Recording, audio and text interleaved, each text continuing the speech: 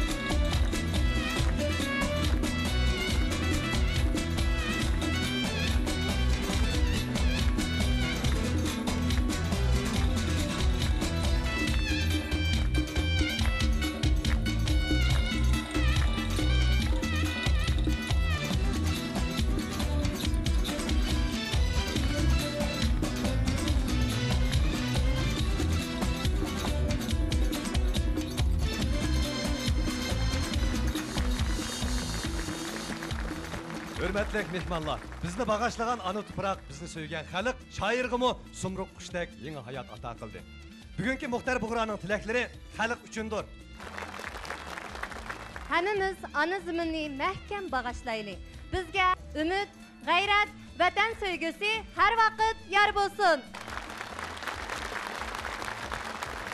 Şinjan Televizyon Stansiyasi bilan Ot shaharlik xalq hukumati birlashib o'tkazgan Muxtar Bug'ro ijodiyat san'at kechiligi mushu yerda oyoqlashdi.